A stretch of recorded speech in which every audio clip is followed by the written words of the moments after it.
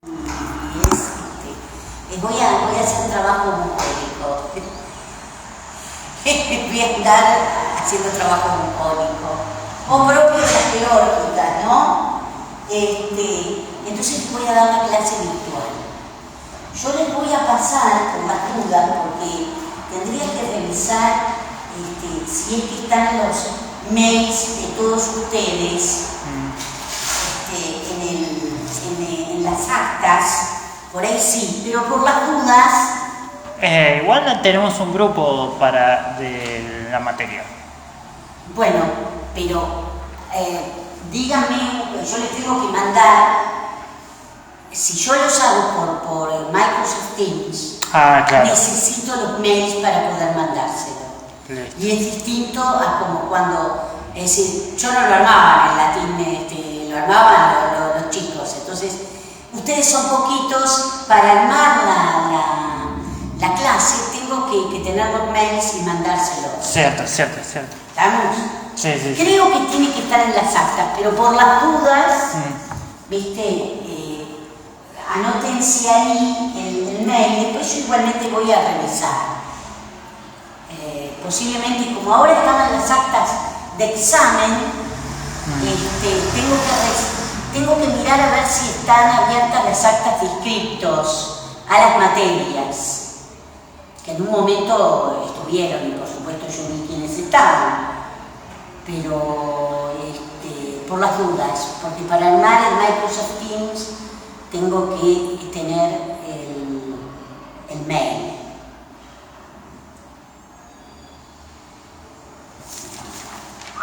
Vamos por ahí viene alguien más hoy. ¿La clase va a quedar grabada? Yo la voy a grabar, tengo que volver a pensar cómo es que se grababa y decirle a Martín que la suba después, y eso se acuerdan que nosotros subíamos al campus.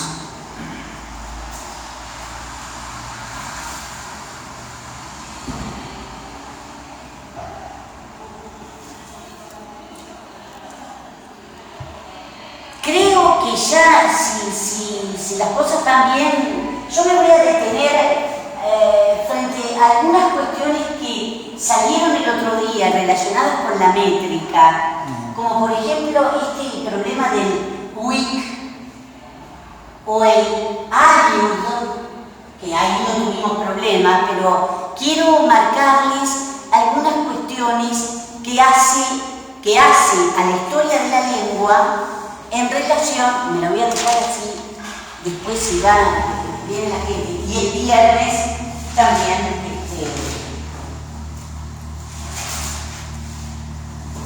vamos a anotar acá.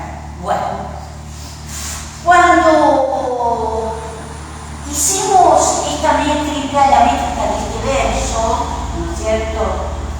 En realidad es el verso, fijémonos, a ver, 25, 26, había aparecido este problema del weak y no tanto del ARIUD, pero sí vamos a extender la cuestión de que aparece no solamente en el dativo, sino fundamentalmente en el genitivo pronominal.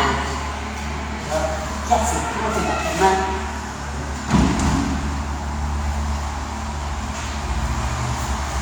Entonces, yo lo voy a poner acá. Recuerden que si tomo IC, hay, O, miren qué cosa tan interesante. El nominativo masculino es breve. Este que es un diptongo, por supuesto, es largo. ¿Y qué me podrían decir con respecto al neutro? ¿Por qué? Porque viene justamente... ¿Y otro diptongo, no? Sí, no viene de un diptongo. Recuerden qué pasaba con los ablativos, ¿no? Los ablativos venían, también podría haber aquí una D por ahí, que esa D cae, y en realidad termina alargando a la vocal, que eso es lo que pasa en el ablativo de primera declinación también y en el ablativo de la segunda declinación.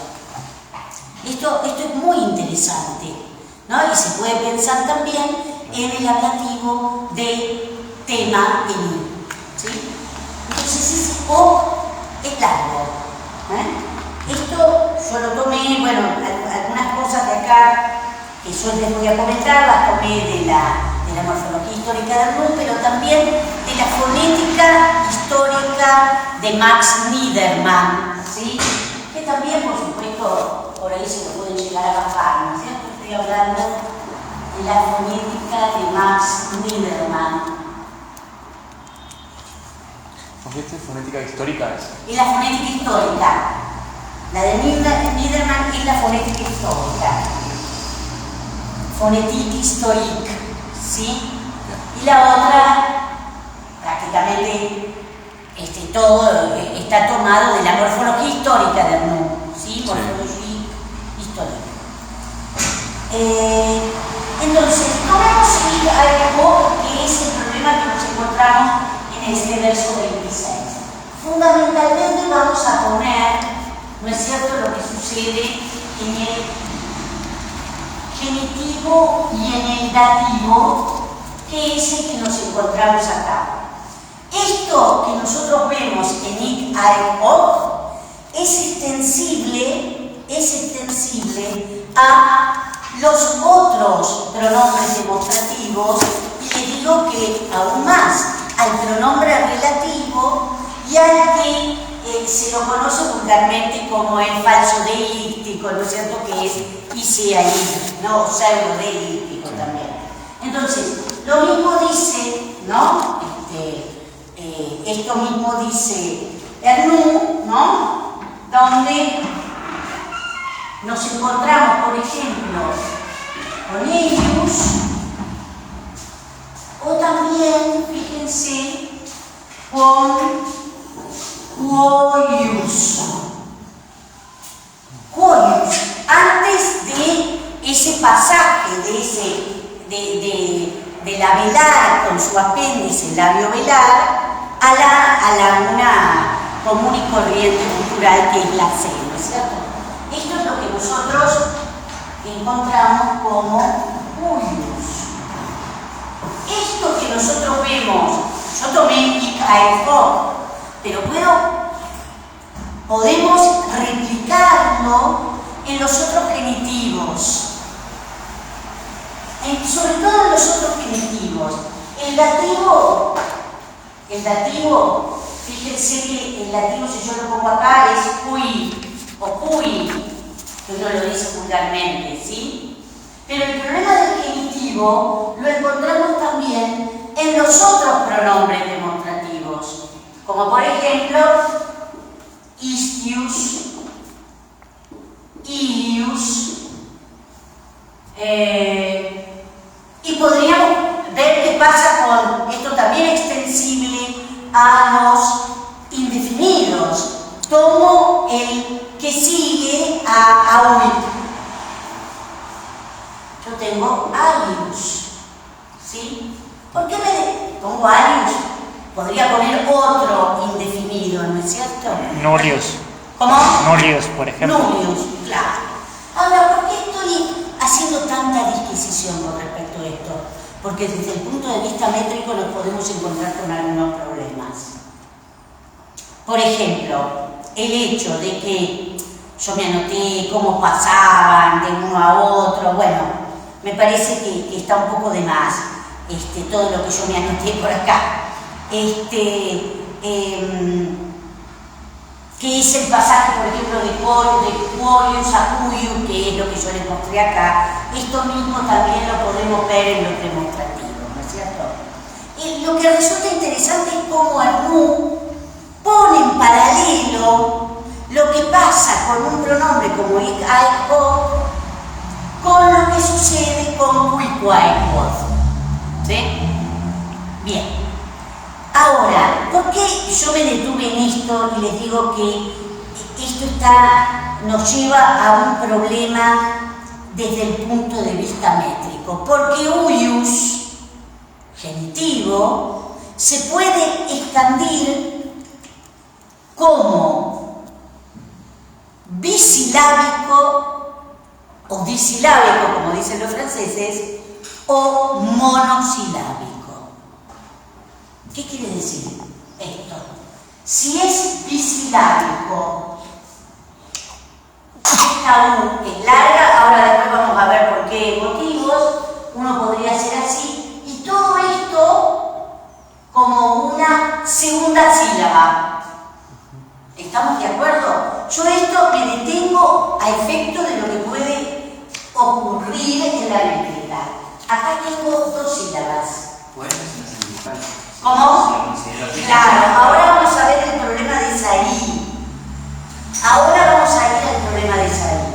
O bien, como yo lo dije el otro día, lo voy a poner acá para no juntarlo tanto, podría verlo representada de esta manera.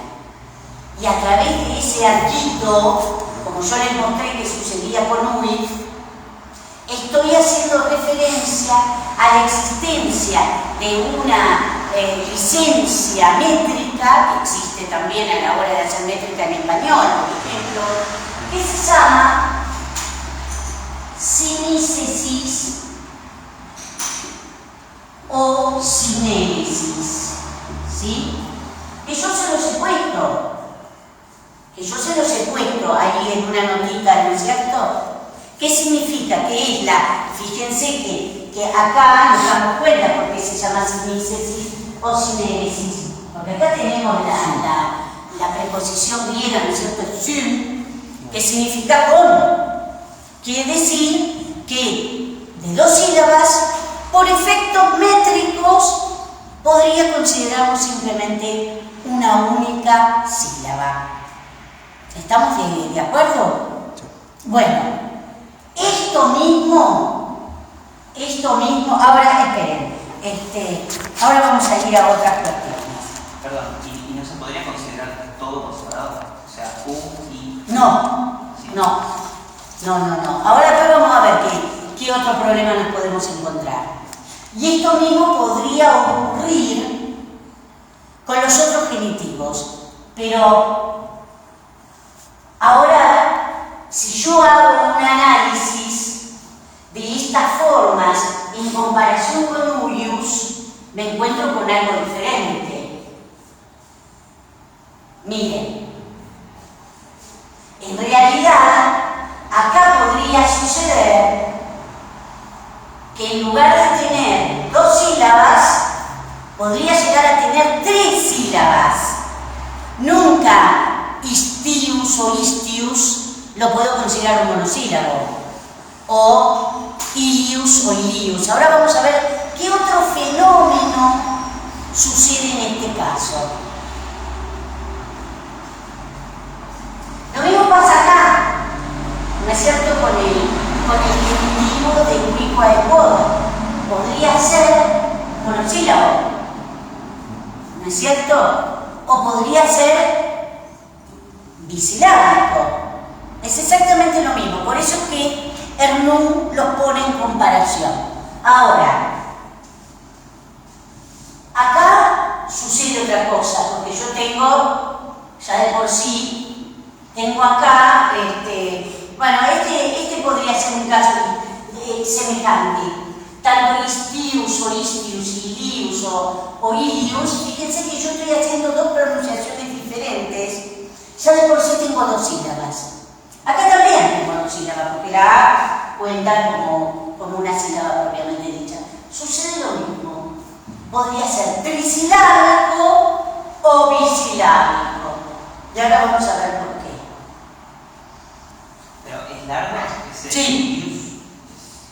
Este está trabado, esto está trabado, ¿no es cierto? Acá no. Este es breve. Claro. Pero esto que está trabado es largo. Cuando uso la sinéresis queda largo.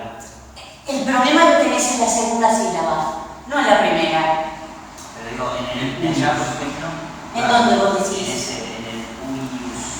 Ulius. No, en Ulius. En el ¿En Elius? ¿Acá? ¿En Ulius? Claro, o sea, arriba sería largo o breve, pero si lo considero una sola sílaba, ¿es largo o breve? Largo. Largo. Claro, sí, obviamente. Sí. Vamos a ver cómo sigue esta historia.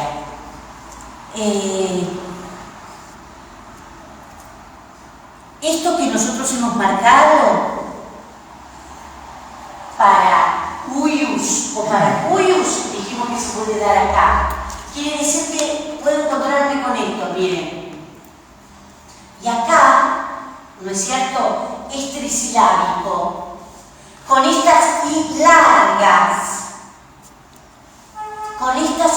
largas, ¿sí? Entonces, ahí nos encontraríamos con 3 sílabas. ¿Estamos de acuerdo? ¿Sí? Ahora vamos a ver por qué esa I puede ser larga. Esperen un poquitito. O también nos podríamos encontrar con esto.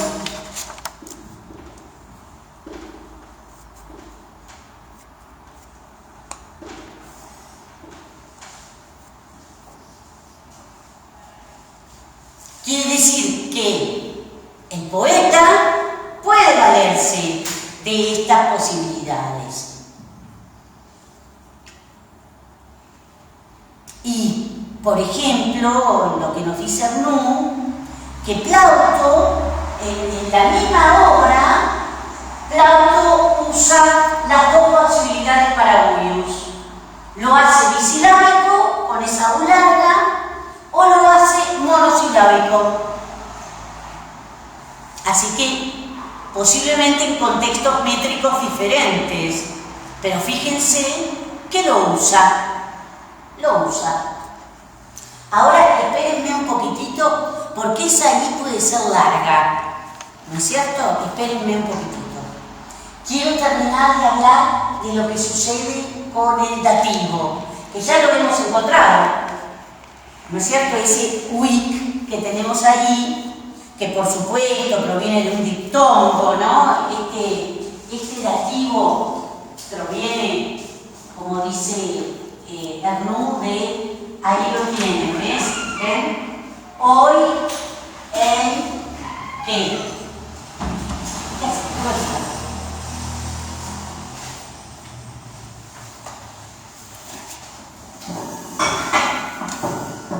Como ustedes pueden ver, esto es lo estrictamente demostrativo, el deíctico, ese C que tenemos, es lo mismo que nosotros advertimos acá, ¿no? Este es el elemento demostrativo propiamente dicho.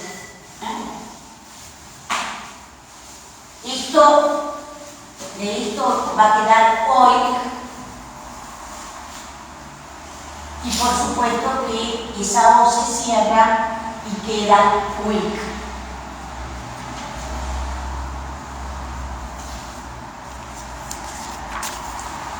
¿Qué es lo que dice Arnoux? ¿Ven lo que yo les decía? Ese que, esa sílaba que, es la partícula estrictamente demostrativa. Ahí está la esencia misma de lo deíctico, lo mismo que yo les había puesto en ic, aec, oc. Esa C que ha quedado en ic, aec, oc es lo que muestra que se trata de un pronombre demostrativo, ¿no es cierto? Que en algunas ocasiones aparece en algunos otros como un reforzador, ¿no es cierto? Bueno, ¿qué es lo que dice Arnoux con respecto a ese dativo? Dice, generalmente es monosilábico, que es lo que nosotros encontramos acá. Generalmente es monosilábico. Y al igual que lo que vimos en el genitivo, se marca, ¿no es cierto?, con ese arquito, la presencia de la sinéresis o sinícesis.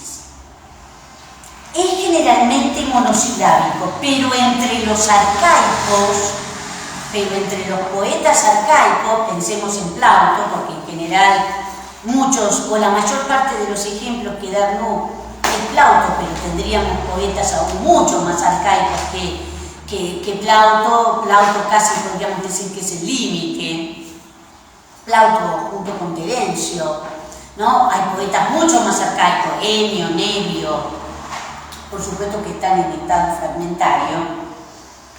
Vuelvo entonces a lo que dice Hernú, que generalmente no monosilábico, pero entre los arcaicos puede ser bisilábico, con la primera U larga, es decir, lo mismo que vimos, ¿no es cierto?, en Uius. Exactamente lo mismo que vimos en Uius. Puede ser bisilábico. Y a partir de Estacio, es decir, en pleno periodo imperial, ya estamos en época de los Flavios, en el siglo primero, ya llegando al segundo, Uic en Estacio, esta U la hace libre.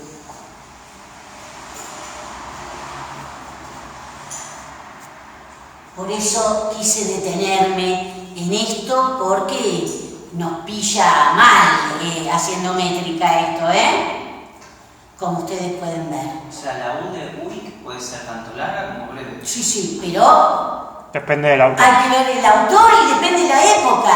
Eso nos da una muestra de cómo va evolucionando el latín. ¿No es cierto? El latín es una lengua que evidentemente se hablaba, pero qué es lo que se hablaba no lo sabemos. Algo de lo que se hablaba queda registrado en lo escrito, ¿no?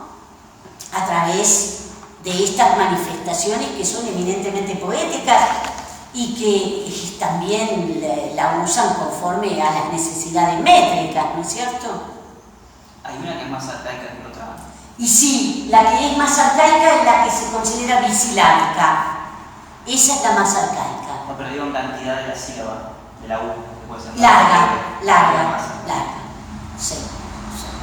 Bueno, ahora, ¿qué pasa, gente? ¿Por qué es que vemos que puede ser larga? Por ejemplo, esta U, como esta I, que evidentemente la interpretamos como una I que pareciera ser semivocal, o por lo menos entra en contacto con otra vocal, ¿no es cierto? Bueno, acá sí, yo tomé específicamente lo que dice Niedermann, ¿no es cierto? Que ahí se lo puse, ¿no? En la fonética histórica, justamente para entender un poco lo que sucede acá. Es el propio Hernú quien te deriva a Niedermann.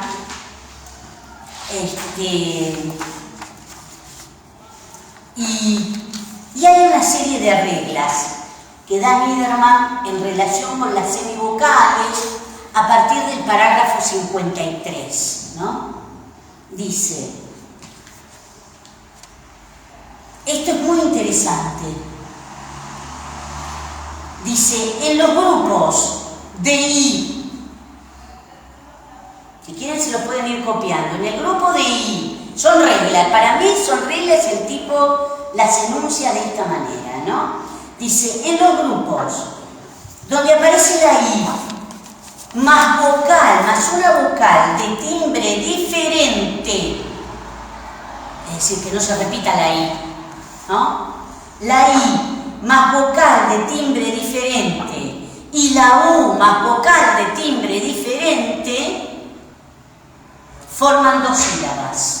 Esto lo podemos tener como una regla. ¿Estamos de acuerdo? Está clarísimo, ¿no? Él pone el ejemplo, qué sé yo,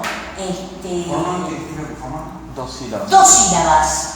Dos sílabas. Quiere decir que una palabra como buía, quizás no estoy utilizando la mejor porque acá tengo evidentemente una semivocal, ¿no es cierto? Qué sé yo, ahí pongo otra, tristitia, ¿sí? Tristeza, ¿no? Obviamente. Acá yo tengo una I más la A, que es una vocal de timbre diferente, constituye dos sílabas.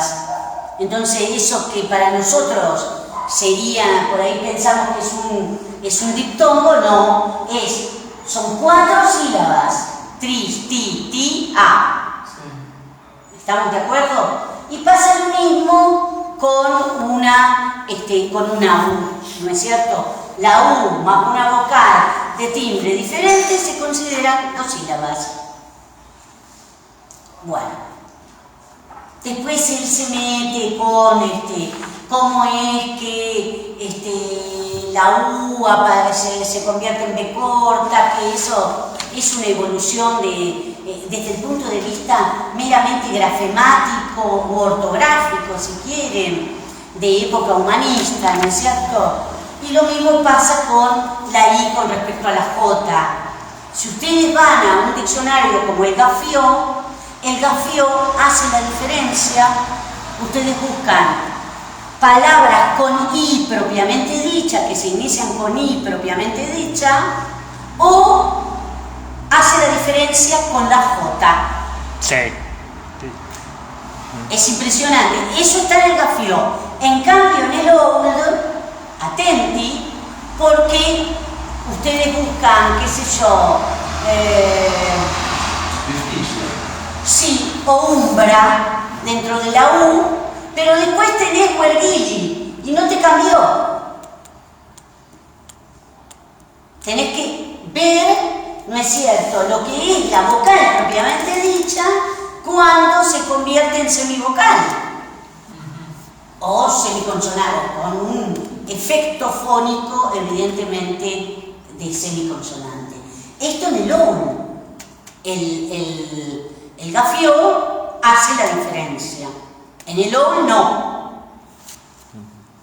En el OU no, pero sí te lo muestra desde el punto de vista grafemático, porque diferencia, suponete, la U de la B corta. Ojo con esas cosas, porque también hacen a la práctica. Ustedes están buscando una palabra y dicen, ¿dónde está? ¿Y dónde está? O sea, en el OU no hay B corta. La encontrás porque te marca la diferencia grafemáticamente de cuando esa U se convierte en semivocal. Sobre todo en posición inicial, quiero decir, ¿no es cierto? En posición inicial. Pero si yo busco guía... Te aparece con B corta. O sea, que hay expresión de Sí, sí, pero está en el mismo lugar donde vos buscas umbra. O sea, U y después guía... Exactamente. Claro, se te distingue, te escribe con Supone B corta, que, pero... mirá, para que te des una idea, no es el mismo- Guía está antes que umbra. Claro. Y a vos esto te mata.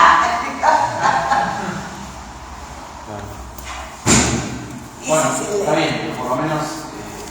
Eso pasa en el hombre. marca la diferencia. Te marca la diferencia. Te marca la diferencia. Si hace lo mismo con la J y la I. Sí, hace lo mismo con la J y la E. Exactamente.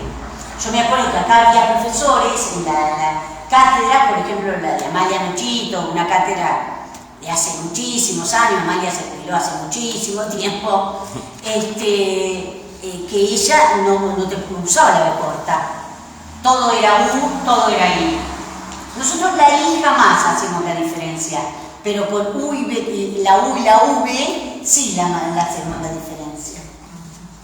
Yo había escrito Cuyos, por ejemplo, y había escrito con J. Claro. Ellos también, en textos así sacros que se cantan. Sí. Y de Sí. hecho, si uno escucha obras de barroco francés o de clasicismo francés, en latín, los coros cantan Cuyos o Sí. Ellos. Sí. Pronuncian la Ya de por sí es como una pronunciación un tanto germánica que se hace. Claro, porque pronuncian Para en marcar francés. esa diferencia, sí. Ahora viene a cuento esto. La J y la B, para que ustedes se den una idea, Niederman los llama sonidos parásitos, así, directamente. Es muy gracioso. En el parágrafo 54, él va a decir lo siguiente: la I, que en realidad es la I semivocal, la I que sería J, al interior de la palabra, entre dos vocales, equivale a la pronunciación, algo de lo que vos estás diciendo, como una doble I, que es este tallo, ¿no? cuando yo tengo uius. Perdón, ¿la regla es entre dos vocales? Entre dos vocales. ¿Pero qué quiere decir una doble I? Es un efecto... ¿No es una semivocal? ¿Funciona? Sí, ¿O semiconsonante? sí, pero que es como si estuviera reduplicada. Uius. Claro, es como si estuviera reduplicada. Y el efecto, por más que no está entre dos vocales propiamente dichas, se va a dar en estos mismos. Por eso que el genitivo, que era lo que yo les decía el otro día, cuidado, porque los genitivos, esta I puede ser larga, como no. Algunos, por eso podemos decir istius, ilius, o istius, o ilius. Como efecto de esa suerte de reduplicación. En francés existe eso porque ouvrier se escribe I-E, pero pronuncian I primero y después IE. Ouvrier. Sí, Está sí, así en la no, fonética. Está la I y después la semivocal. Sí, sí. Entonces, vuelvo a decir la regla. La I, como semivocal, es decir, la I y la pone Niederman como J, entre paréntesis, al interior de la palabra, entre dos vocales, equivale en la pronunciación, por eso les decía, es una cuestión netamente fonética, en la pronunciación equivale a una doble I como si fuera una doble J. Y hay testimonio por parte de los gramáticos, da el ejemplo Niederman, ¿no? Lo testimonian los gramáticos y la métrica, gente. ¿Qué significa que se considera una doble I? Que esa I es larga. Como aparece una vez, pero que es producto de una reduplicación, se considera larga. Por eso es que tenemos esa posibilidad de decir o uius, ¿no? Ahí como que la U la larga, pero la I también podría ser una larga. Ahora después vamos a ver otros ejemplos. Y, por ejemplo, bueno, puede pasar en uius, ¿sí? Lo que sí, el efecto se va a dar en los otros genitivos también. Bueno, por ejemplo, Quintiliano recuerda que a Cicerón le agradaba escribir, miren ustedes, con una I geminada. Así, miren. Y lo da el ejemplo, ese es el ejemplo que da Quintiliano, por ejemplo, con respecto a cómo escribía Cicerón. Aio, el verbo aio, que es un verbo de decir, yo digo, afirmo, ¿no? Con doble I, con la I geminada. Se sabe, dice, que a Cicerón le agradaba escribir de esta manera. O el nombre Mariam, con una doble I. Bueno, Prisciano, que es un gramático tardío, lo recuerda, voy a borrar para que nos quede también esto.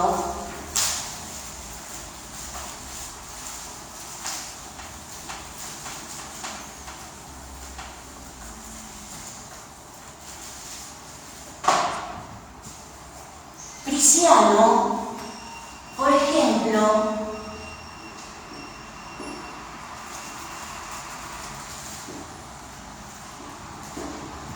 en el comparativo de Mayor, podría ser también otros comparativos como Peius, ¿no?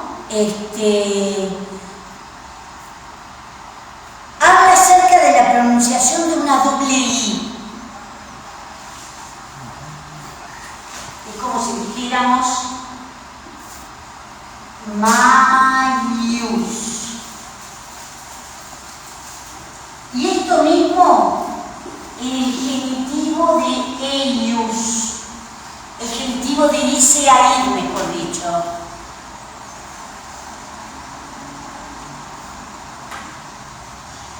O en el comparativo de peior, peius, bueno, peius con doble I.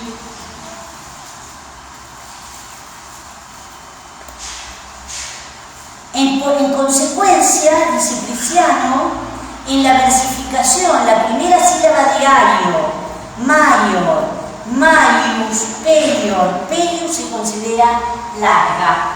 En realidad, ¿por qué? Porque está haciendo esta separación de sílaba, ¿ven? Esta es la separación de sílaba que hace. Lo mismo que acá. Si yo pongo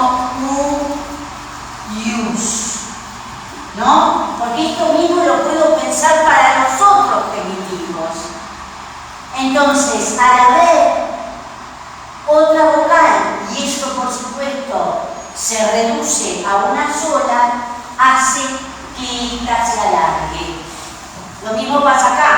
Yo esto tendría que pensarlo como si fuera isti, ius.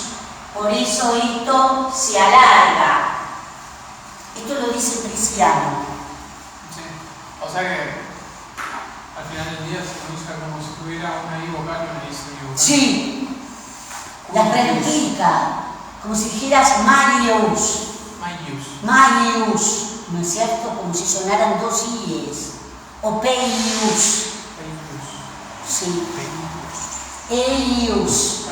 No entendí tu último de la A que se alarga, de lo que se... Claro, porque el hecho de que esto en realidad es un efecto puramente fónico, que es como está.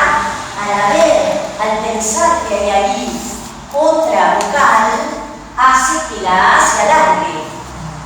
Al haber dos vocales, una se reduce, pero hace que la primera sílaba se alargue. Y esto lo dice la vocal es breve, pero el alargamiento es por posición, que es un efecto simplemente de la pronunciación.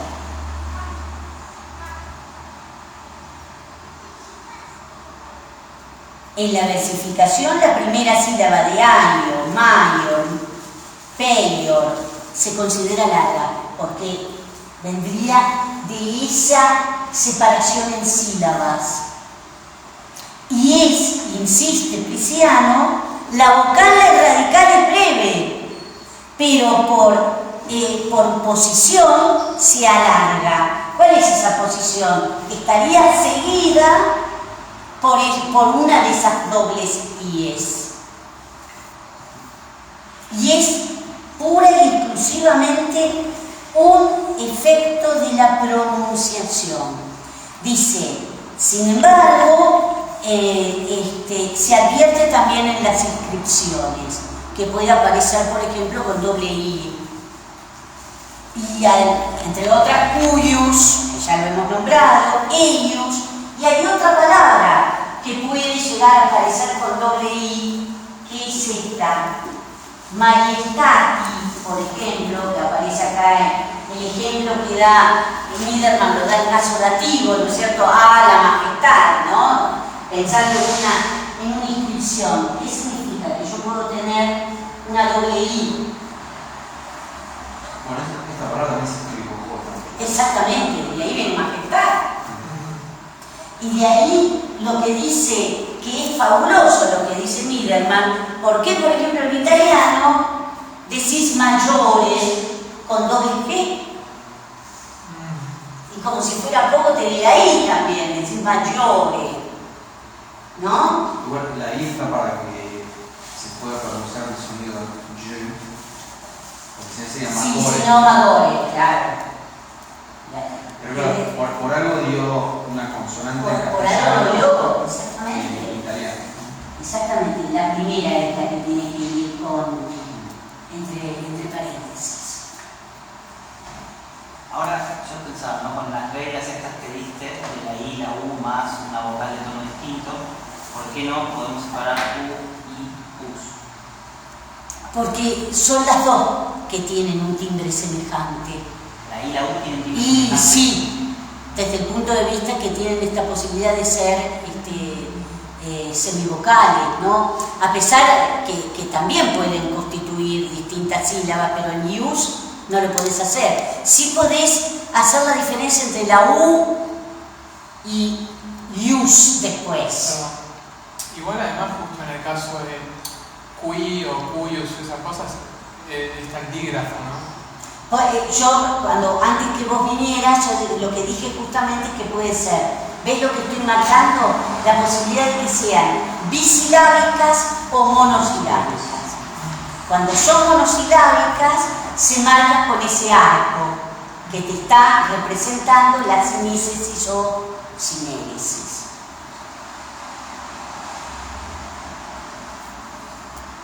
Por supuesto que en la grafía corriente a Clara Liederman prevaleció una sola I, ¿no es cierto? El problema se da con la I, y en este contexto, ¿no es cierto?, intervocálico particular, ¿no es cierto? Igualmente ustedes me van a decir, sí, pero acá no tengo otra vocal. Bueno, pero esto sí, digamos que se proyecta o se alarga también a estos otros genitivos, ¿no es cierto? Bueno, ¿estamos de acuerdo? Es bastante impresionante esto, ¿eh? Es bastante impresionante. O sea que, por ejemplo, Marius puedo separarlo en 2 o en 3 sílabas. No, en 2 sílabas. En 2 siempre. En 2 siempre. ¿Y qué cambia? Y el hecho de que la A es larga. ¿No es siempre larga? O por lo menos puede aparecer como larga. Sí. Fíjate lo que dice, la regla que dice Pisciano, vuelvo a leértela. La primera sílaba de aio, de maior maius o de peior peius, es larga. ¿Por qué? Por efecto de la presencia de esas dos ies, que no es más que un efecto de pronunciación, que termina alargando la primera sílaba. Y istibus, esa us, es breve o larga, como una sola. Breve. Es breve. Sí. O podés considerarla una única sílaba y por supuesto que es larga. Claro. Tenés estas dos posibilidades.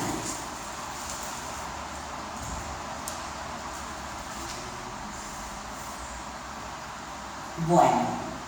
Y después en el parágrafo 41, que era un poco también lo que había preguntado Edgar el otro día, ¿qué pasa con GU, no es cierto? Como en sanguine sanguinis, ¿no? Vino sanguineis, acá.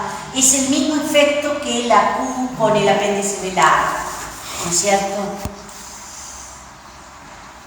Por supuesto que ese apéndice velar puede desaparecer, ¿no? Cuando pierde, dice, su apéndice velar cuando se encuentra delante de U, ¿no? Por ejemplo,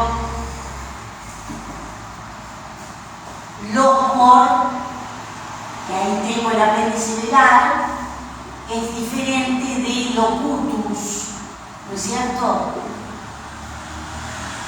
Cuando aparece solamente la U, que ahí la U está funcionando como una vocal propiamente dicha, ese Q se convierte en C, ¿no es cierto?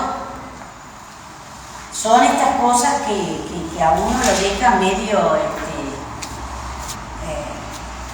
Pasa lo mismo con relicus, que por ejemplo en época de Augusto y en época imperial, en autores como Manilio, Persio, Silvio Itálico, relicus, que la podemos ver escrita con Q, puede aparecer con CU.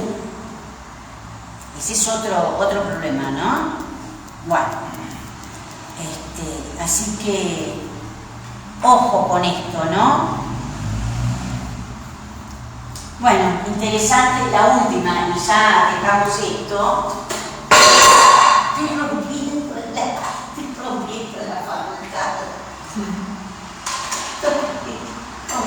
Creo que va al revés. Bueno, igual. Desapareció. Digamos que no estaba muy fijo, ¿no? Estaba muy fijo, ¿no? Sí. ¿Qué es esto? Para poner. Tenía mi mano, Claro, no sé. ¿Qué agujero? Estaba enganchado a presión. Sí. Claro, está cansado de eso, claro. O sea, con el peso del. El Por borrador. eso se salió tan rápido. Está para poner bonito.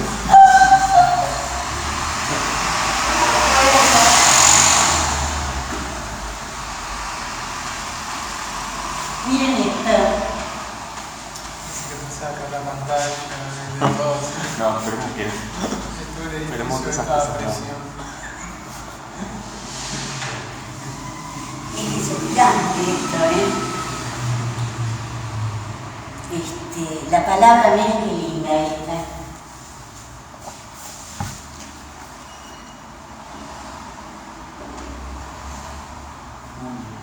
¿Qué será eso? Unia, ¿no es cierto? Donde tenemos la presencia de NG o podría ser GN, ¿no? Es la que da la N en español, ¿no? O NI, como en aranea, araña, araña. Bueno, listo. Ya que estamos con la métrica. Sí. Lo opuesto a esto sería la diéresis. Lo opuesto es la diéresis. ¿Puede romper un diptongo, por ejemplo, fuerte como AE? Habría que ver de qué palabra viene. Nosotros cuando entremos en Ovidio, que lo vamos a hacer, no creo a fin de esta semana, pero sí seguramente la semana próxima, una palabra como aer, como es una palabra griega, Claro. no tenés diptongo. Y son 2 sílabas, hay que tener mucho cuidado ahí. Es un calco griego. Y lo peor de todo, que las 2 son largas, porque viene de una eta. Claro, Viene de una eta. Así que sí, la diéresis puede darse, ¿cómo no? ¿Cómo no? ¿Sí? Y en general, el diptongo griego a, i, ai se convierte en ae, ¿no? No es un diptongo griego, porque no tenés no, ahí es otra cosa. Hay ya de por sí era en latín un diptongo, pero puede venir de una etapa aún más arcaica donde todavía no es diptongo, que es lo que pasa, por ejemplo, en Lucrecio. Una palabra como terrai, vos te podés encontrar terra y decir, bueno, sí, ahí tengo el diptongo ai, ¿no es cierto?, en un estadio anterior a ai, pero no deja de ser un diptongo. No. En Lucrecio, terrai, y creo que vimos algún ejemplo al respecto, es trisilábica, donde tenés una A larga y la I también es larga. Así que ahí te mató. Y la i sería la marca Del genitivo, claro, la desinencia del genitivo, exactamente. no del plural. No del plural femenino, no. Por más que después te encontrás con que sí, pero no viene de lo mismo. Claro, Ese es el punto, no viene de lo mismo. Da lo mismo, pero viene de. Claro, exactamente. Bueno, nada, si después aparece algún otro problema, traje si la pueden conseguir, se la pueden bajar la iniciación en la métrica latina, que yo lo tengo como destruido, se van a encontrar con cosas interesantes desde el punto de vista de que dice cuándo son largas, cuándo son breves, ¿no? Esto, Crucius, Federico Crucius. ¿Original español? No, ¿Qué es? ¿Francés, alemán? alemán. Pero está editado por la editorial Bosch de Barcelona, ¿no es cierto?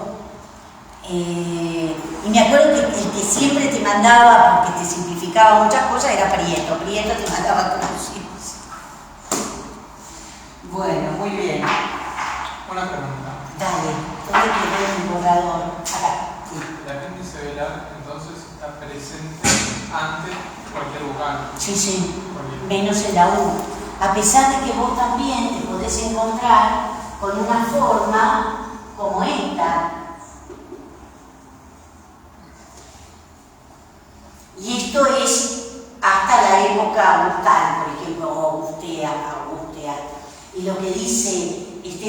afirman que en autores posteriores aún, bueno, Manilio es de la época de Augusto, ¿no es cierto? Manilio, Tercio, Signo Itálico, que ya son posteriores, podés encontrar esta representación.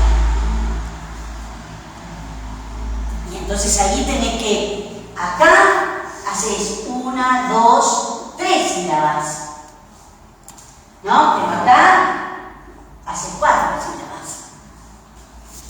Una última cosa, ¿el oic también aparecería, por ejemplo, en autores como Plauto o como Terencio? ¿Cómo? La forma oic aparecería en autores Sí, como... pueden llegar a aparecer. Por ahí no tanto en Terencio, ¿no? Pero en Plauto tendría que ir aún antes, ¿eh? Claro. Aún antes. Menio, por ejemplo, también. Sí te aparece, como dice Ernoult, uic, que él te separa y la U te la hace larga, te lo hace unisilábico, por ejemplo. Eso sí. Hoy que es medio difícil. Claro. Pero en anteriores sí podrías encontrarte. Y ni qué decir en las inscripciones, ¿no es cierto? Ni qué decir en las inscripciones. Ahí sí tenés testimonio, ¿no es cierto?, de inscripciones mucho más arcaicas. Teniendo en cuenta que en latín ui no hace todo, eso deberían ser dos sílabas. Sí, Tampoco se equivocar. claro. Pero vos fíjate que hay ya evidentemente esto genera un problema. Cuando vos tenés estas posibilidades es que está lo que se dice que está en fluctuación, ¿no es cierto? Evidentemente esto le genera un problema al hablante. Ustedes mismos preguntaban, ¿cómo se dice? No, es polivalente. Sí, ¿cómo se dice? Y podés decir, yo me acuerdo que siempre pasaba lo mismo, que yo creo que lo escribí, lo borré. ¿Qué pasa con el dativo de cui, quae, quod? Cuy. Claro, pero uno dice cui. Y algunos te dirían, no, tenés que decir cui. ¿No es cierto? Pero si vos decís cui, ¿a qué te suena? Dativo. ¿No? Entonces, creo que la marca y el hecho de lo que acabamos de decir es notorio al respecto, ¿no es cierto? O sea, escribían con la C. Sí, porque además aquí también tenés otro problema. ¿No es cierto? Cuando uno va, esto lo dice muy bien, lo podés encontrar, Max Niedermann tiene una historia del alfabeto breve. Hay otros manuales mucho más interesantes, por ejemplo, ¿cómo que se llama el catalán? Gassols de Climent, por ejemplo, tiene una fonética histórica magnífica también. Y después uno puede buscarse distintas cosas, pero puede consultarte de Gassols, puede ver la letra de Niedermann.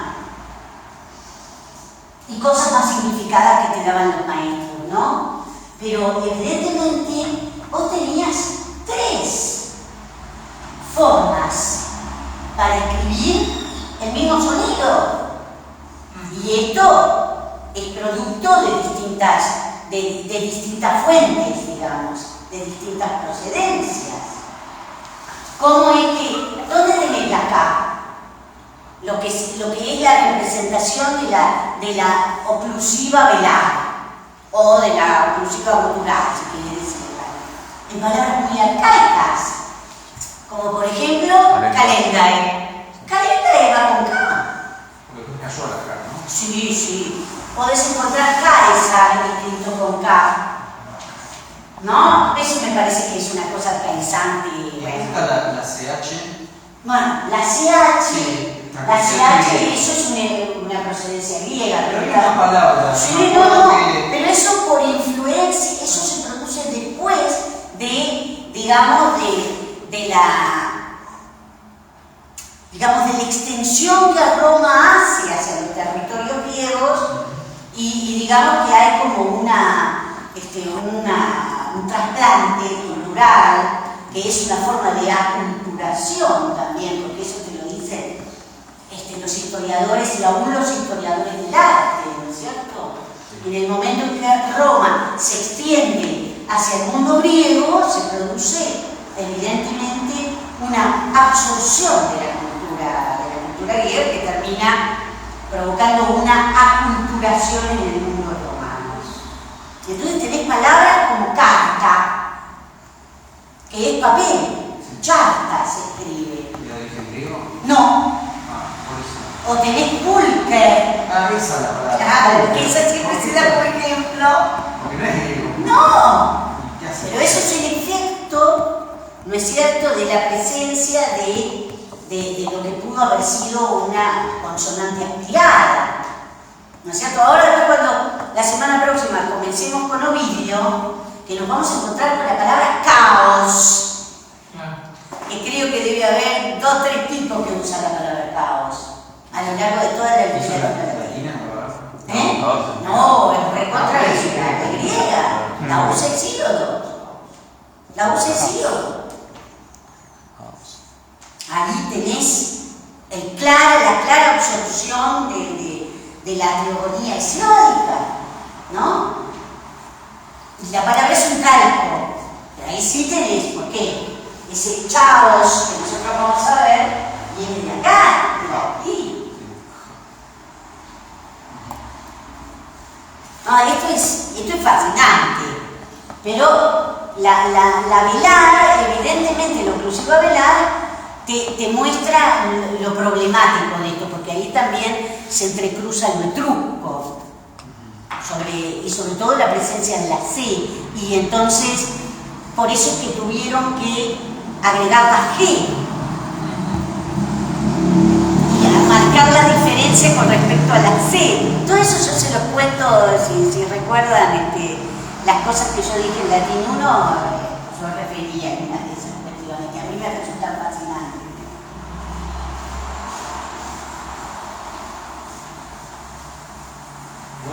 La palabra pública, porque no es griego. ¿Cómo?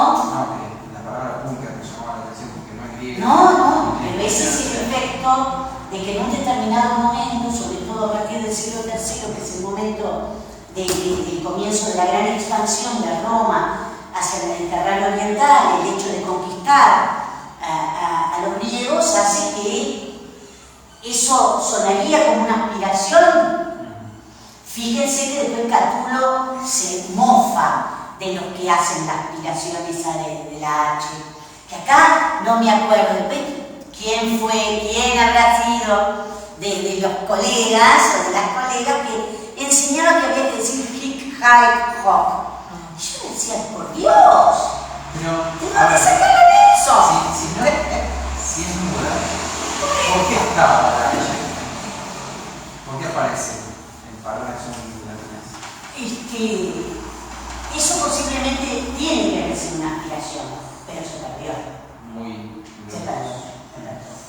Ahora, lo que da que pensar cuando se hacen equivalencias grafemáticas, la H, piensen que la H es la ETA.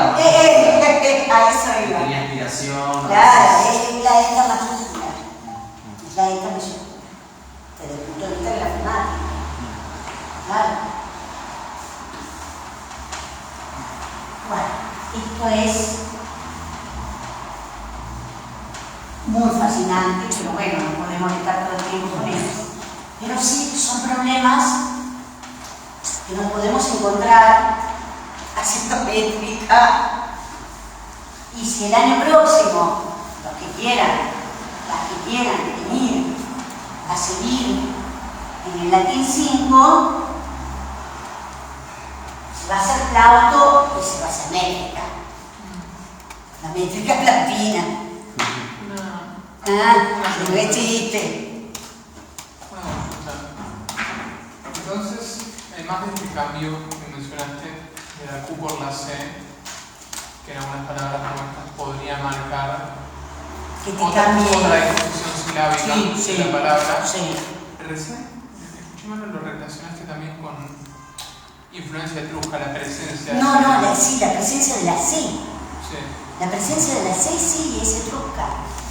Que entra en un determinado momento, ¿no es cierto? No nos olvidemos que cuando uno habla de la historia del alfabeto, el alfabeto entra, ¿no es cierto?, por el sur, y es evidente que los etruscos que comerciaban con los griegos del sur son ellos los que lo hacen entrar al mundo romano, a ese mundo latino, qué sé yo, muy arcaico, por cierto, ¿no? Sí, viene por ese lado, hace todo ese camino, ¿no? Así que bueno, gente, entonces antes de que hagamos el cortecito y nos metamos de lleno a seguir con... Yo el miércoles no voy a dar la clase presencial sino virtual porque me voy a dedicar a tareas a tareas bucólicas y virgilianas en una casita que tengo que empezar a podar árboles. Así que, en realidad más que una cosmogonía, estamos ante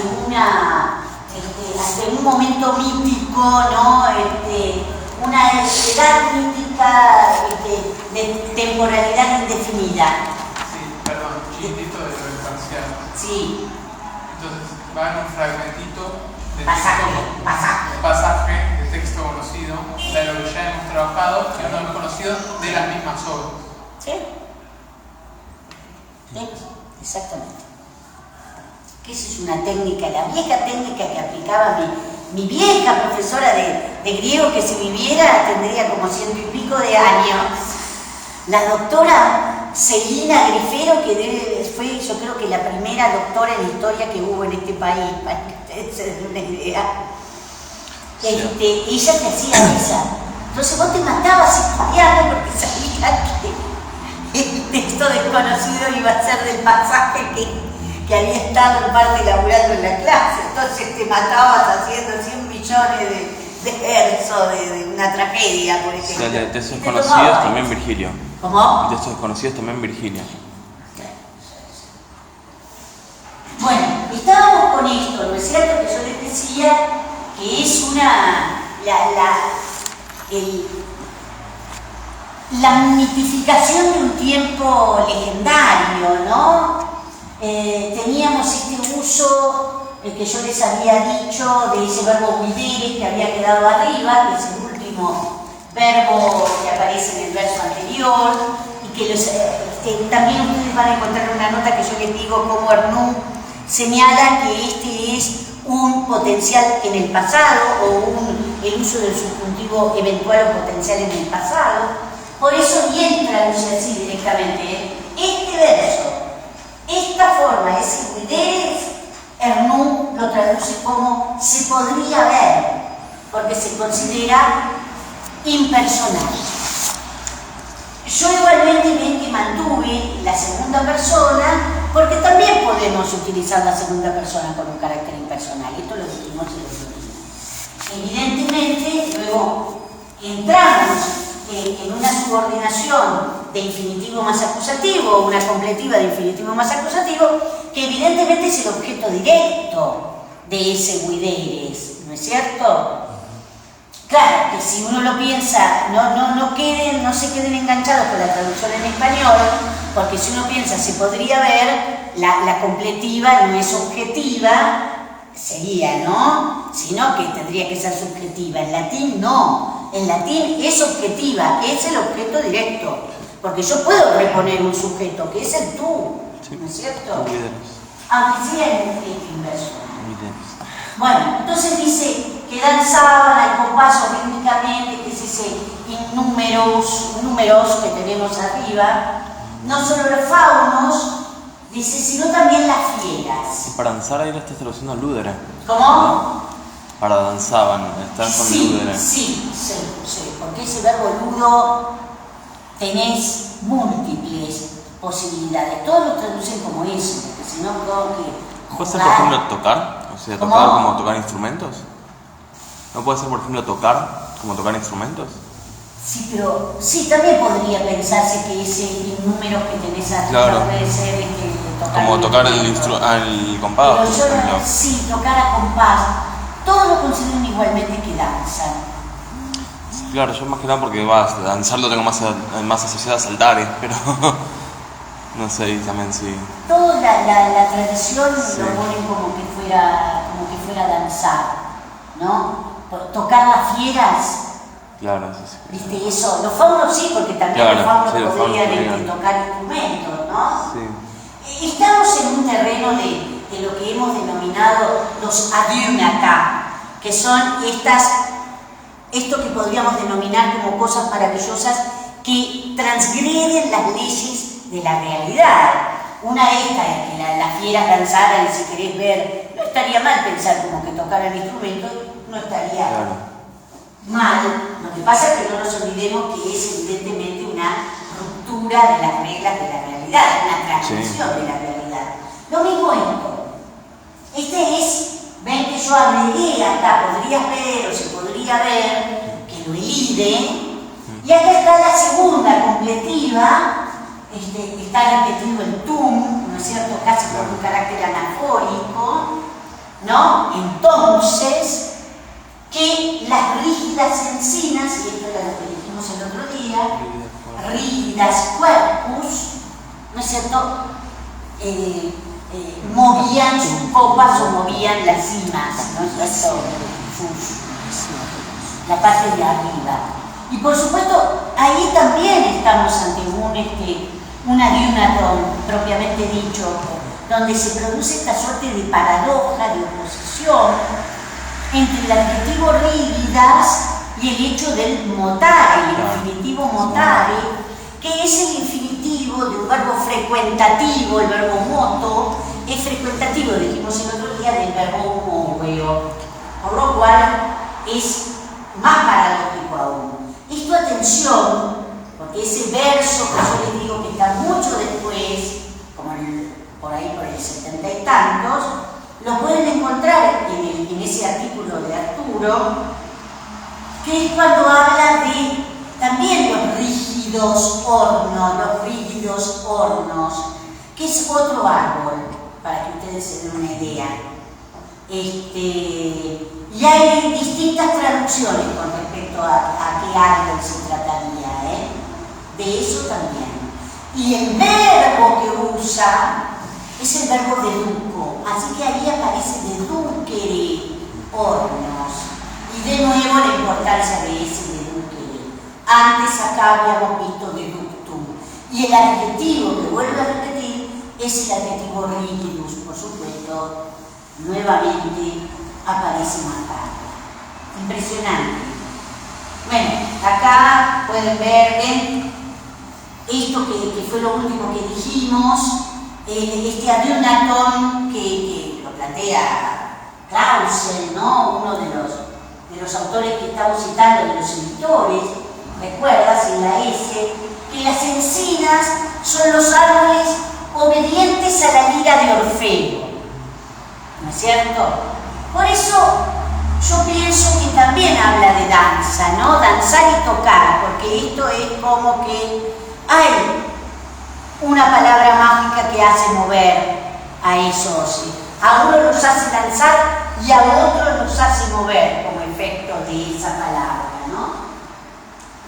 Y ahora entonces vamos a este verso que tenemos arriba, que es el que teníamos que trabajar, ¿no? A partir de acá. Dice, nectantum foe gaudet parnassia rupes. Ustedes van a hacer, ¿no es cierto?, la métrica de esto. Dice, la roca del Parnaso.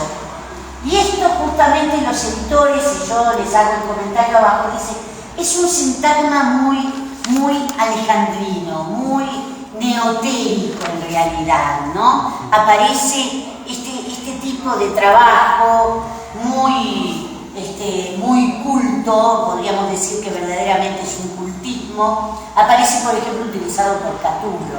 Cuando se refiere a la Parnassia rupes, que yo intento traducirlo lo más cercano posible, es el monte del Parnaso, pero literalmente dice la roca del Parnaso, o la roca Parnasia, ¿no? La roca Parnasia, para que ustedes se den una idea por qué decimos que se trata de un sintagma muy neotérico, que es verdaderamente un cultismo, ¿no? Es el monte del Parnaso, que es en donde se encuentra Febo con la musa, bla, bla, bla. Ahora, el verbo gaudet es un verbo intransitivo, y este fuego podemos considerarlo como un circunstancial de medio o de causa, ¿sí? Interesante, como ustedes pueden ver, se trata por supuesto de Febo y vemos ahí que tiene esa pH que demuestra su pertenencia al mundo griego, ¿no es cierto? Ojo, no se olviden que el verbo gaudio significa regocijarse, agradar, ¿no es cierto?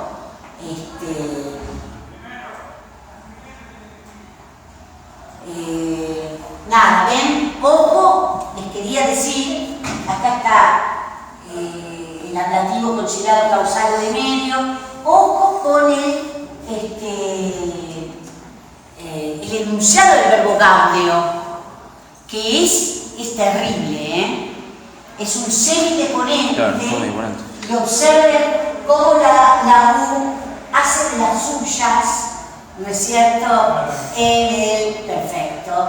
Y por supuesto el perfecto tiene una forma pasiva, de ahí su carácter semideponente, ¿no es cierto? Tremendo, ¿eh? Tremendo. Podríamos decir ahí que hay una presencia de una sigma, ¿no?, que anda por ahí. Bueno, nada, ven, la roca parnasiana alude al Parnaso asociado a los poderes de Apolo como dios inspirador de la poesía. Y por otro lado, no olvidar el enunciado de rupes, rupis, ¿no es cierto?, que es un sustantivo de tema y ni, ¿no es cierto?, con N nominativo, pero igual que nubes y nubis, ¿no? Bien. Entonces decía, ni la roca del Parnaso se regocija tanto a causa de Febo, todavía lo tenemos, es anterior a la presencia de estos dioses, ¿no es cierto? Cuando ya existía esta palabra mágica que es anterior al mismo Dios. Y tanto pueden considerarlo como un circunstancial de cantidad, por cierto. Y de nuevo, este nec tantum, que está claramente, ¿no es cierto?, como ustedes pueden ver, resulta de carácter anafórico, ¿no es cierto?, se repite en posición inicial. Nec tantum dice Ródope, ni el Ródope y el Ismaro admiran tanto a Orfeo. Bueno, ahora vamos a ver, acá lo tienen, ¿ven? Vamos al comentario este que yo les hice y nos vamos a la métrica, porque la métrica acá es fundamental, ¿no? El sustantivo, su gresismo, observen cómo se enuncia, Ródope, Ródopes. ¿Se dan cuenta por qué aparece esa Ro con una H, esa R con una H? Porque está al principio de palabra. Porque Es la una roca con espíritu como áspero. posición inicial tiene el espíritu áspero, ¿no es cierto? Sí, sí. Ahí lo tienen. Es una montaña, ¿no es cierto?, entre Grecia y Bulgaria, Tracia, está asociada a Orfeo, a Dioniso, ¿no? Y este numerito 49 se refiere al Ismaro. Bueno, en Homero se habla de una tribu tracia, entre los poetas latinos se trata de una montaña al sur de Tracia, es decir, que estamos en ese territorio que está asociado a la figura de Orfeo, ¿no es cierto? Sí. Que es donde es muerto por las Ménades, donde es sacrificado, donde es despedazado, ¿no es cierto? Claro. Tirada su cabeza al río, ¿no? Está asociado a Orfeo, a Dionisíaco, por la fama de sus vinos. Lucrecio es el primero que utiliza este sustantivo después de Homero. En latín es neutro y Virgilio lo usa así por una conveniencia métrica.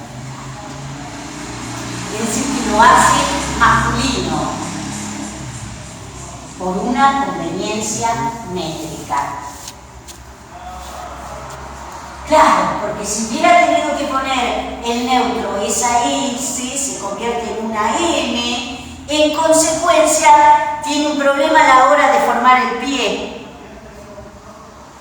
Entonces lo convirtió en masculino y se terminó el asunto. Y como si fuera poco, esta última palabra, que acá no se nota mucho la O, que yo le puse ahí, esa O llamando la atención porque ahí es donde va a caer el ictus. Fíjense lo que yo les pongo, la palabra es bisilábica, no vamos a poner orfea, no debemos hacer la separación en sílabas como trisilábicas, sino que acá justamente hay una sinéresis o sisemea, que además, como si fuera poco, es el acusativo. Es el acusativo griego desde el punto de vista morfológico. Acá fíjense que le pongo cuál es, ¿no es cierto?, el enunciado, ¿no? Orfeus, Orfei, que ahí está latinizado, o el genitivo Orfeos, que nos remite a su origen griego, ¿no es cierto? Atención con esto que yo les pongo acá. En Kant, no lo pongo yo sola, esto se lo dicen todos los editores. Cuando lean el artículo de Arturo también lo dice. El canto de Orfeo de Apolonio de Rodas, en su poema, en las Argonáuticas, en este libro, entre estos versos, es el modelo para el canto de Sileno. Por eso es que Arturo dice, sí, hay mucho de Teócrito, pero cuidado, porque hay mucho de los otros alejandrinos, de Apolonio de Rodas y de Calímaco, ya lo hemos visto, ¿no es cierto? Según Servio, por otro lado, ambas montañas eran en las que Orfeo solía cantar, interpretando el pasaje así: no tanto esos montes gozan con Apolo y Orfeo cantando cuando se alegró el mundo con Sileno cantando. Esa es la interpretación que hace Servio. Es decir, Sileno cantó antes que el propio Orfeo y que Apolo conduciendo a las musas, siendo musaguetes. El canto de Sileno es aún mucho más antiguo. Y es el canto de Sileno el que hace bailar, si lo interpretamos así, danzar a los faunos y a las fieras, o hace bajar a los árboles y hace gozar a esta naturaleza. Es una palabra mucho más antigua. Esa es la interpretación que, por cierto, hace Servio. Bueno, hagamos la métrica de estos dos versos donde nos encontramos. Primero, con esto, en ese verso pasa lo que te decía hace un rato, que son todas largas. menos la última, que además estamos evidentemente en un canto que tiene mucho de mágico, de religioso, ¿no? Se menciona Febo, ¿no? Sí. Es cierto eso que decís. Son todos escondeos menos Parnasia. Menos Parnasia. ¿Te animás, Uriel? No. Sí. Dale. Estamos acá para... Estaba pensando en el fuego. ¿Y cómo vas a hacer esa hoy? ¿Y en latín es diptongo? Es un diptongo. Es un diptongo.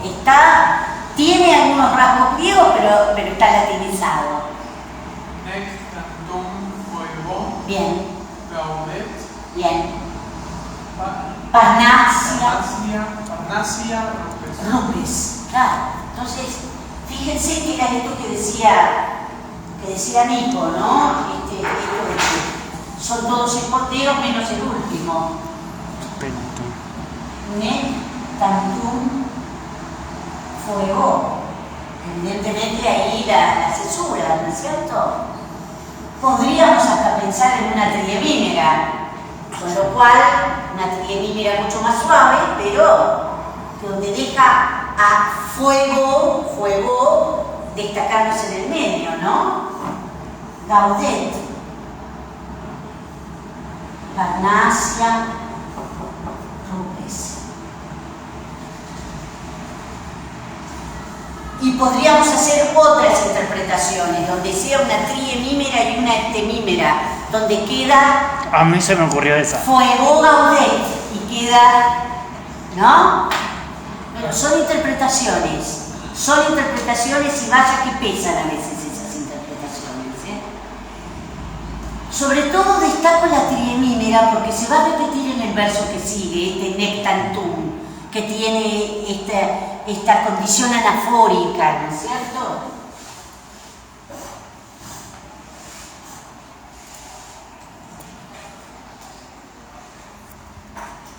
Y yo ya en parte se los marqué. Les marqué la que me pareció la cesura como más importante, pero también podrían marcar la triemímera, ¿no?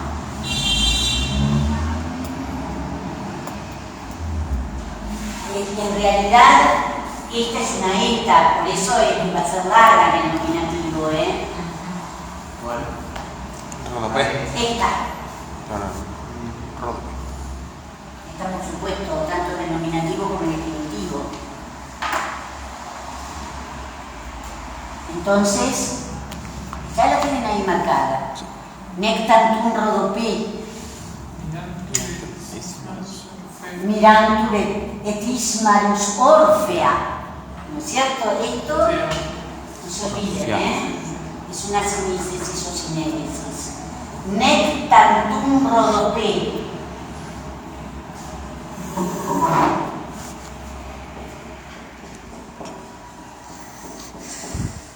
La pentemímera, mirantur et ismarus orfea.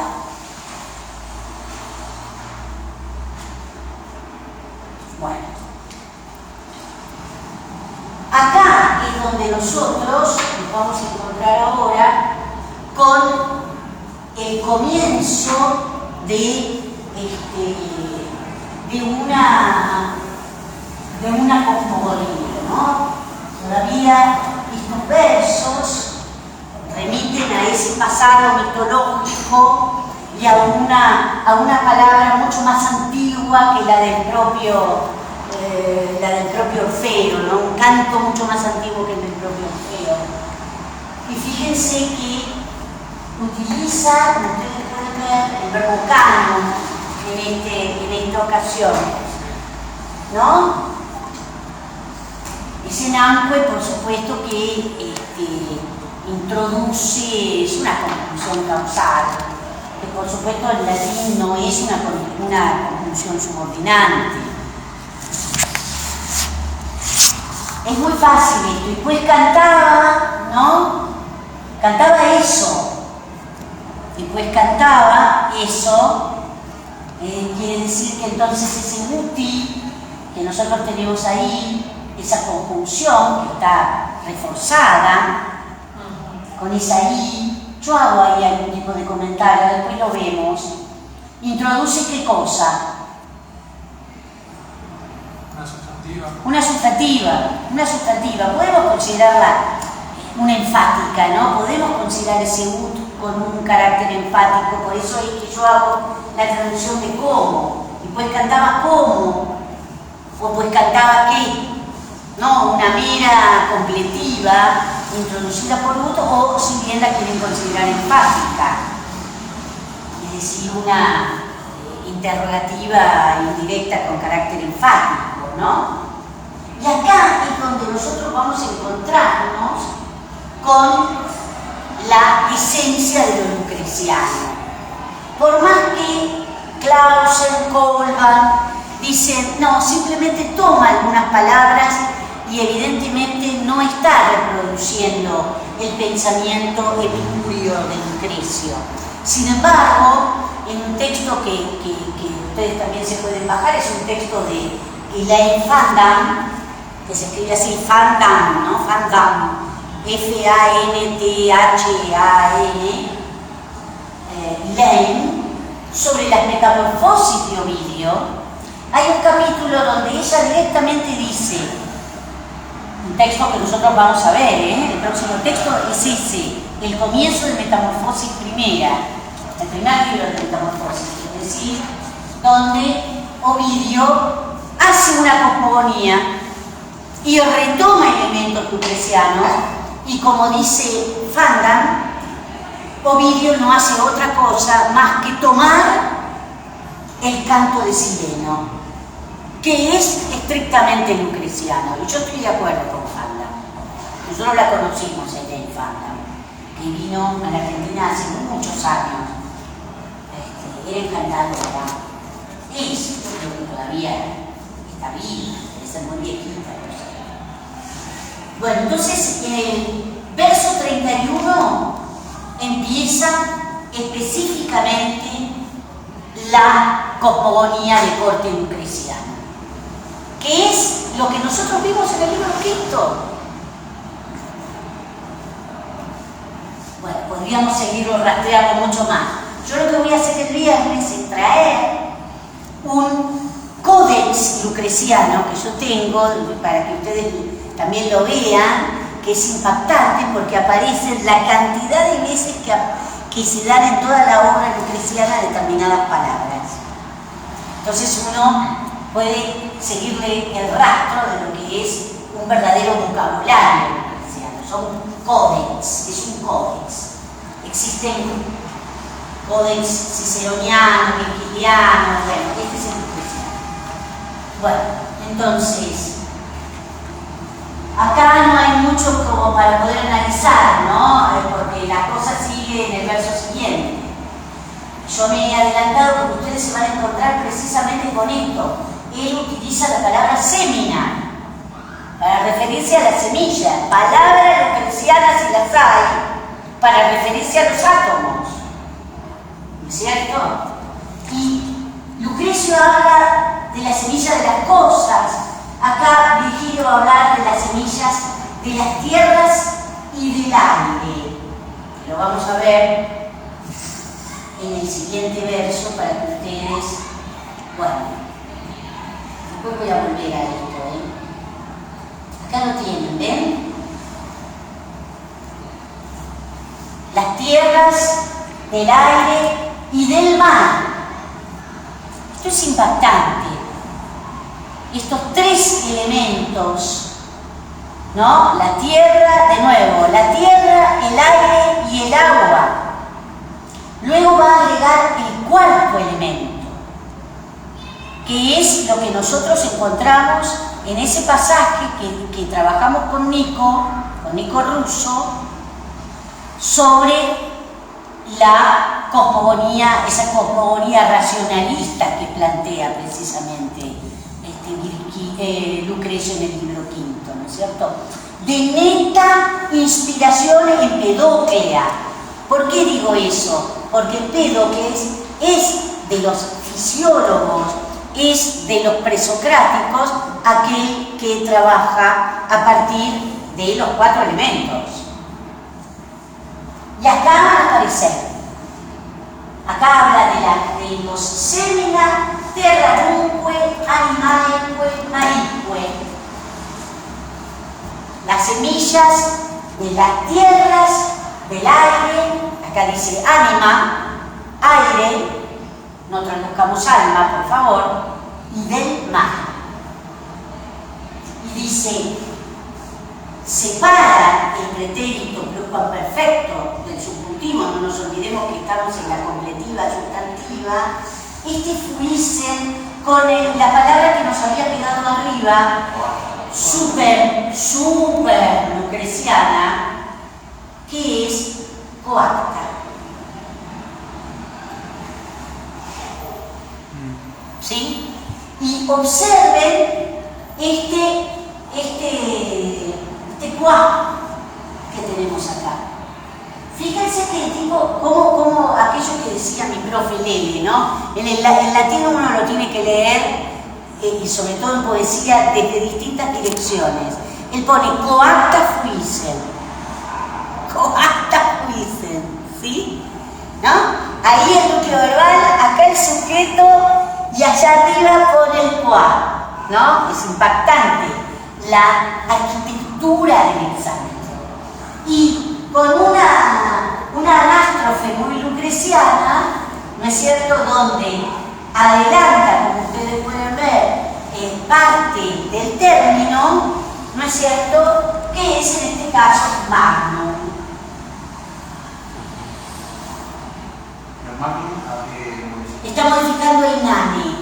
Está modificando inane. Y esa palabra, muchachos, wow. Ahí te lo mirá todo esto. Bueno, esto. Miren esto que yo les dije. El usar uti con esa i como reforzador a ese ut es un arcaísmo lucreciano. Ya desde ahí empezamos a encontrar la influencia de Lucrecio.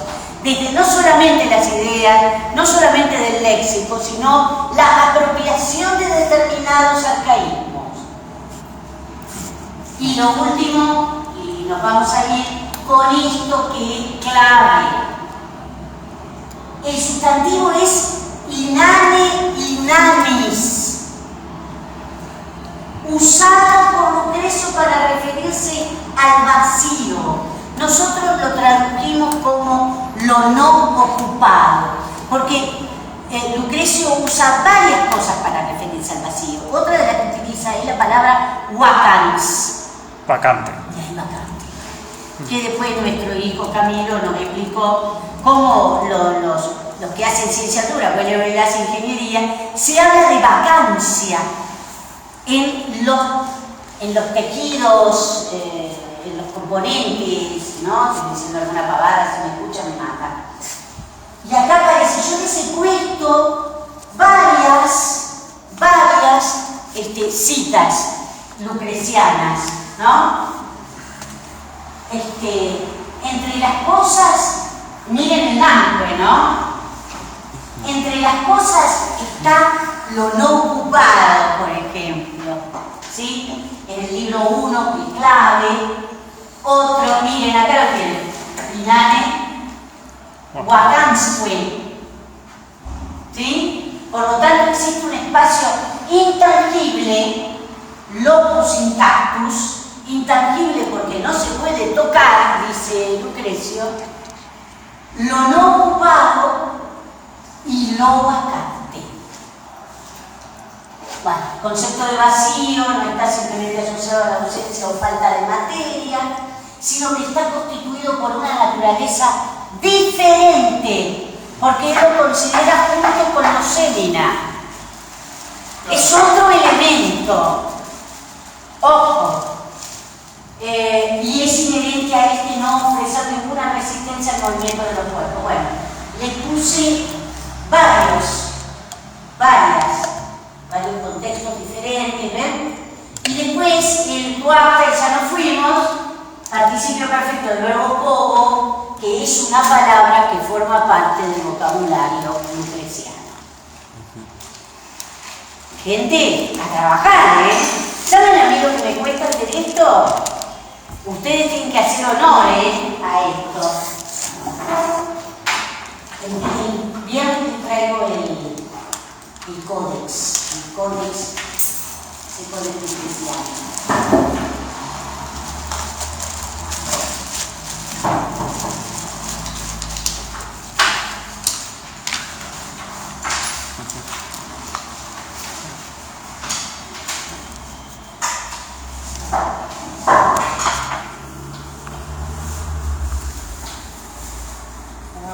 Chao, chao.